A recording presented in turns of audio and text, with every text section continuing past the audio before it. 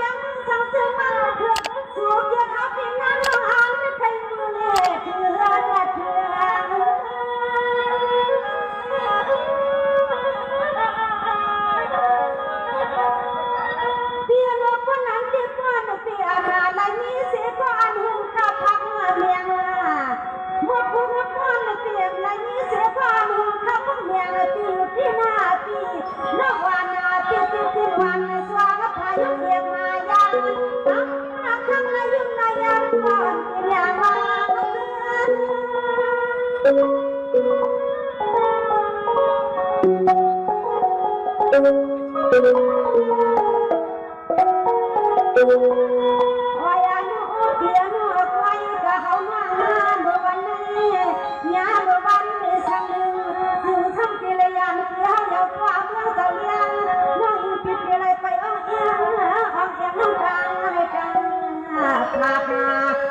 cho kênh Ghiền Mì Gõ để không bỏ lỡ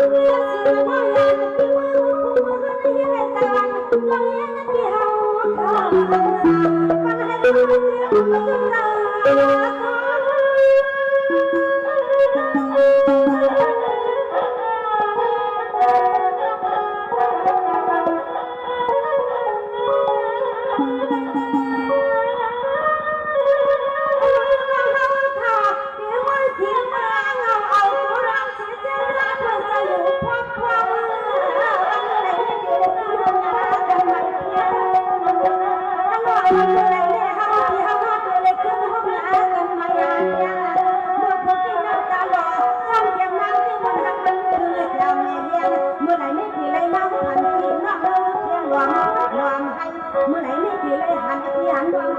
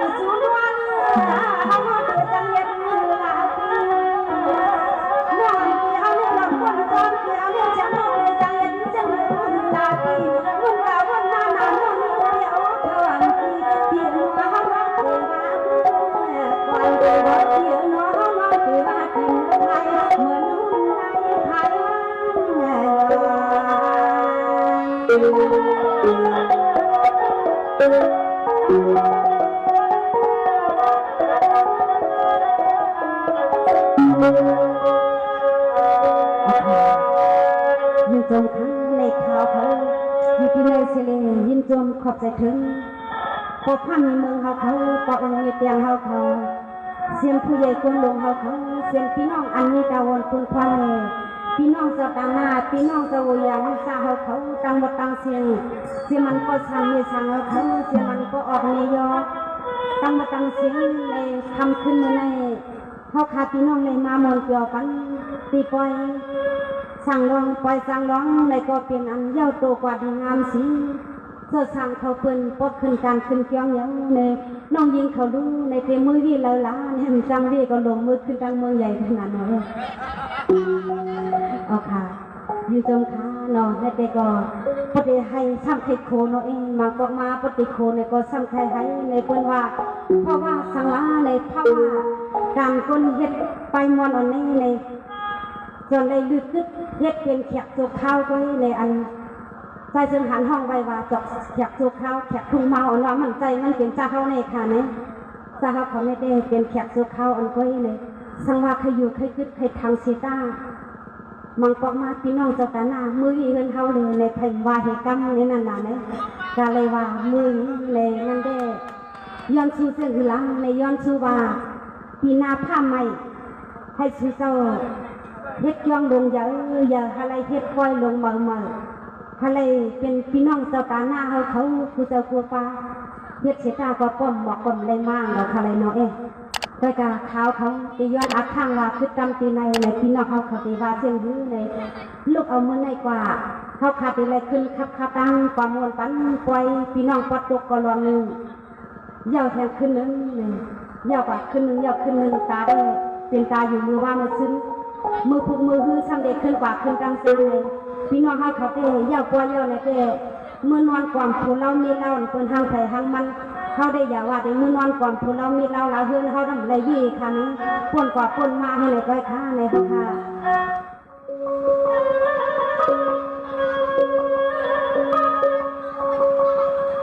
หวังว่าปนั้นความคารุมาปลองดูเฮาวันตากแดด จะมีลูกนางมันตรงน้ำเมียดองนาคนโ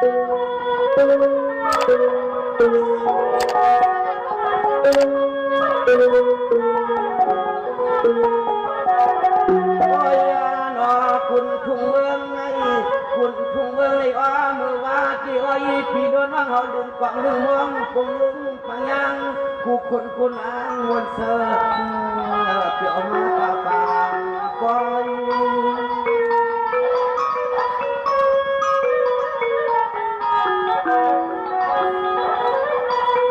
สังวรในเนื้อในเพลงเสียลุงหัวขวันตาเลียกระเจ้ามีลูกสังกรินข้าสังวาอ๋อสวยสูงขนาดปันทำน้อยน้อย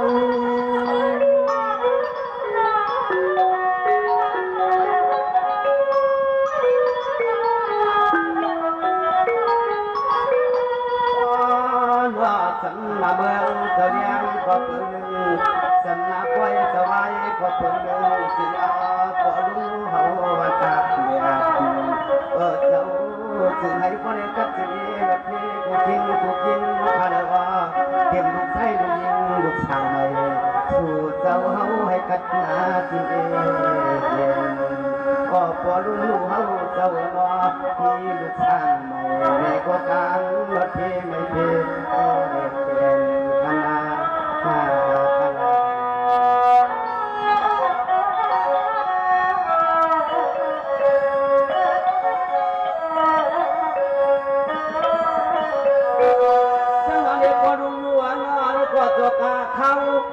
ตัวกาเขาอันเฮ็ดเปลี่ยนไฟดวงน้ำมาขึ้น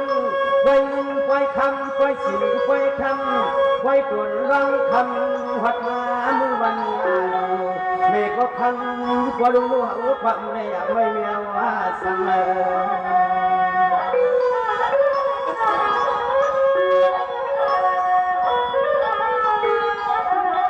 โอ้ยนอนในถึงดีพอได้มีดุกน้ำเมียคือเสียเล่นผักกาดยาวเอาอะไรใจกลางห้องที่ก็น้อยก็ได้มีดอกปืนหูถูก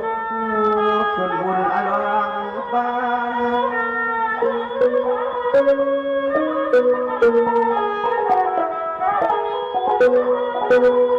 สังวานี่เนี่ยพวกมาก็คือทางไม่กะลิงกาห้องใส่ให้คำเสาเกี่ยวมวนคุมเพื่อในคำเสาสวรรค์จังก็เสียวดวงแดงก็น้อยเงียนเพียไปหูเนียมา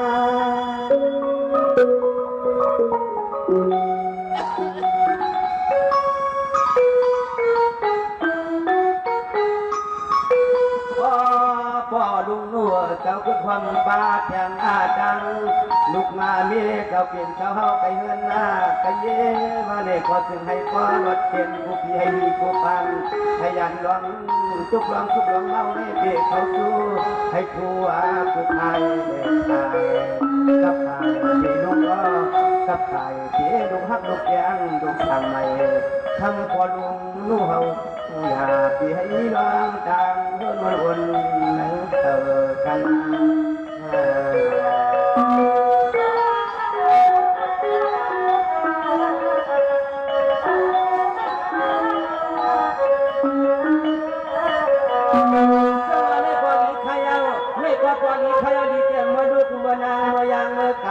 อาริยสังขารคำเสวะสังขารคำเสวะเฮ็ดเรื่องหนึ่งเอกว่าให้คำเสวะขานดงเที่ยวดงเลียกปีญาแขนสอนหูเด่นเสวะ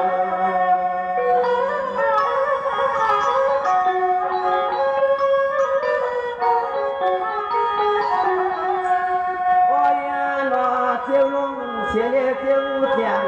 เที่ยวลงเสียเลี้ยเที่ยวเที่ยงหันหูมาที่ในปากกากระดาษไหลแก้มพันอะไรแก้ม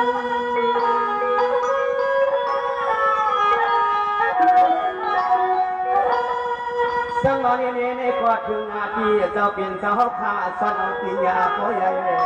สนองปิญญาพ่อใหญ่เวียนใส่ผักกาดไว้เจ็ดมันตึงตึงขนาด ก็เจ้าเป็นเจ้าเขาขาบ่ได้นั่งจึง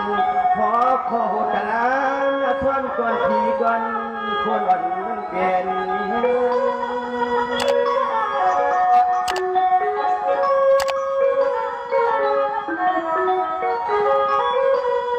ก็นอนมันเด็กขึ้นให้ถึงที่คำเจ้าขาพอวัดถึงได้กินตัวจานอันนี้ถึงที่คำก็เปลี่ยนเจ้าขาก็ได้ถึงวัดเป็นเงินตัวจานอันนี้ฝันดวงแดงเกลียวคณะ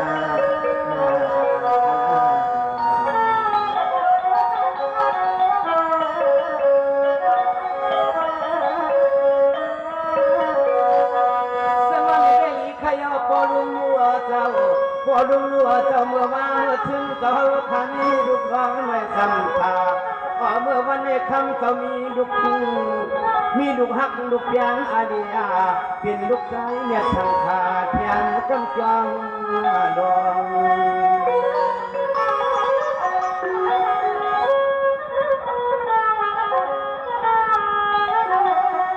โอ้ยนอกงจนเมืองในกงจนเมืองในเมื่อนามาให้คำเจ้าเป็นเจ้า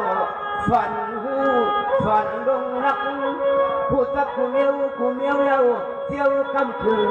เจอพี่เจอน้องเลี้ยงฟังตา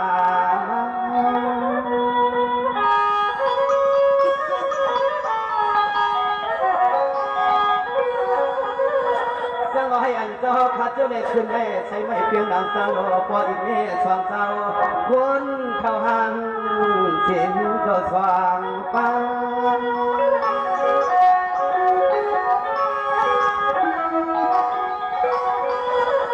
พอนอหรือคำต่อสาวที่วัดที่กวางก็จะให้คำที่อันนี้เปลืองจริงผู้ฟังให้ยังรองที่ให้ยังผู้ป้าข้าเลยเจ้าเตรียมพวกคนเขาเช่นนี้คนเขาเจอได้มาหดไฟหดน้ำข้าวคันนี้ก็ความจะย้อนเลยสู่เสาดังเสียงทางนำขยาวพอขยาว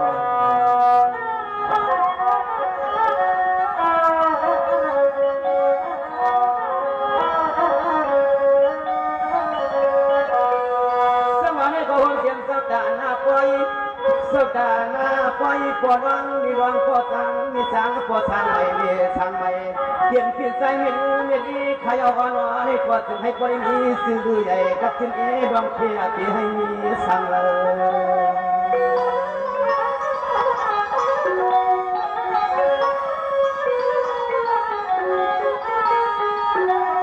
โอ้ยนอนก่อนเฮาขาพี่น้องอันก่อนเฮาขัดพี่น้องก็จะขึ้นขอบกลางอย่างขึ้นหดเมื่อก่อนทั่วโคเมืองเปิดไก่ข้าง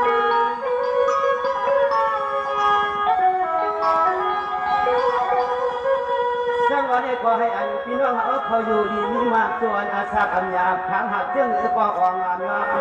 มุนกันหน้าก้อยควักมุนกันหน้าก้อยควักป่าห่วงวังดวงจังข้าคูหุ่นโยจังก็เปลี่ยนมา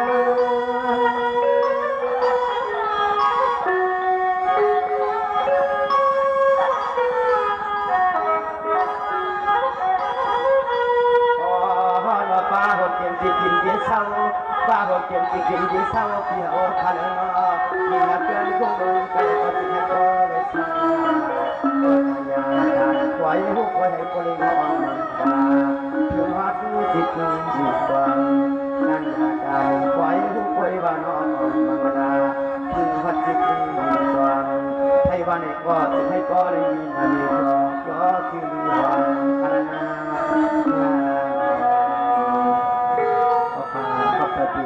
พี่น้องเจ้าการน้ำเขาขอบใจเป็นอันยินอันนี้อย่างสำคัญจะเขาเขายังกว่าที่หัดซ้อนในยอทะเลกวยหวังความฝันเขาคาพี่น้องสิครับเขาขาสุขา